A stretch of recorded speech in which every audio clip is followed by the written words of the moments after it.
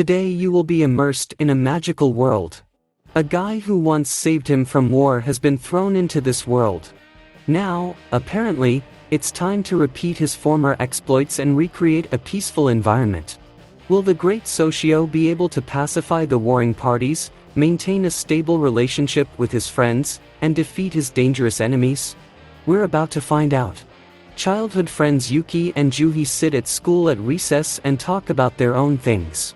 They have known each other for a long time, but over the years their friendship has only grown stronger. Suddenly the sky outside the window darkens and a strange symbol appears in the middle of the classroom. Everything around them was illuminated by a bright light and all the boys were transported to some other world.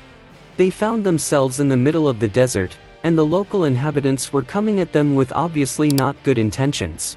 Everyone turned to flee, except Yuki. It was as if he already knew what he had to do and fought back against the monsters. Now it's definitely time to go. Here the warriors run out and start fighting the demons, as they called these robots. While the demons were distracted by the knights, the school children ran aside and watched the spectacle from afar. Yuki felt abruptly ill.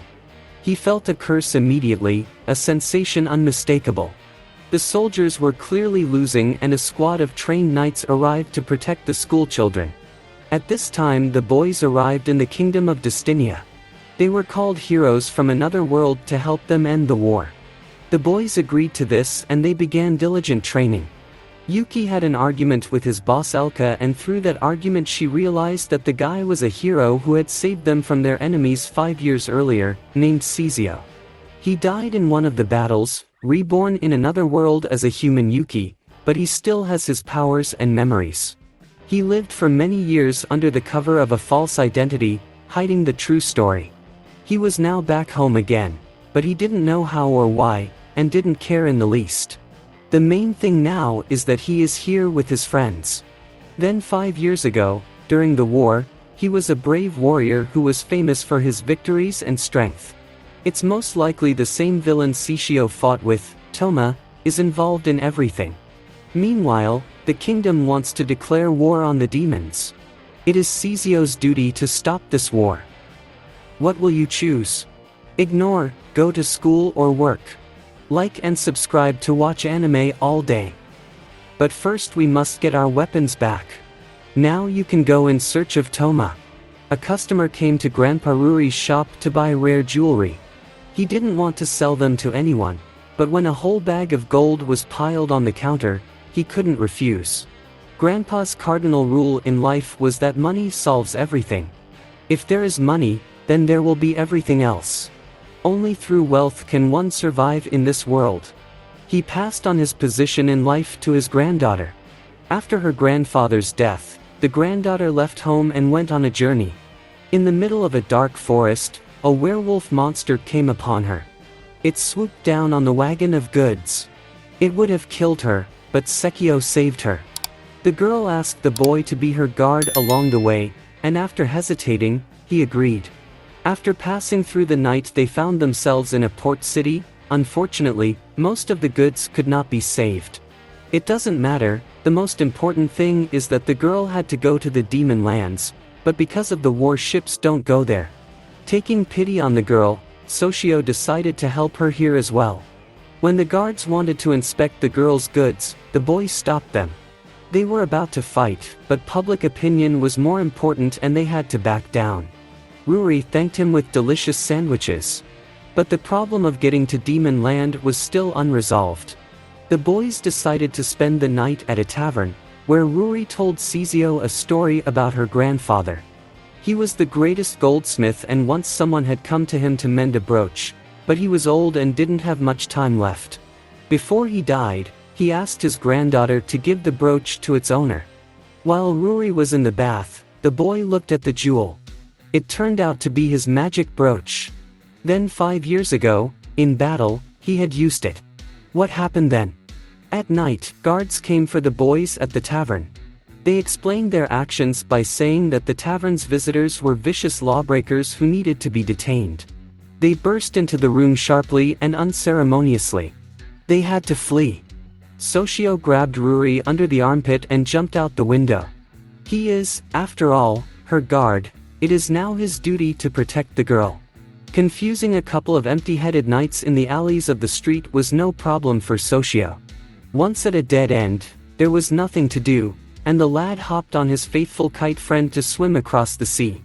The magical water dragon turned out to be Sizio's friend, Levi, a sea deity.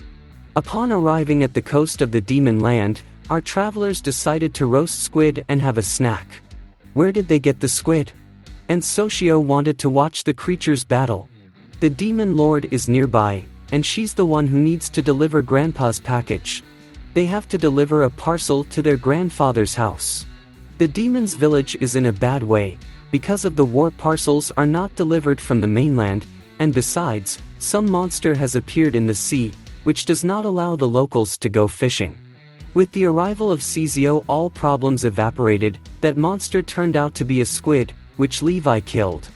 In honor of such an event, it was decided to hold a festival. The main course of the festival was delicious squid rings, cooked according to Soshio's recipe. Everyone was happy and merry. It had been a long time since such a large and light event was held. Toward the end of the party, Ruri had a heart-to-heart talk with Levi.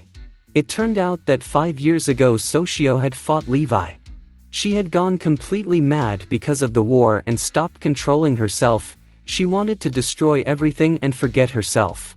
During the battle, they understood each other in a way no one else did. After the final battle, they began to work together.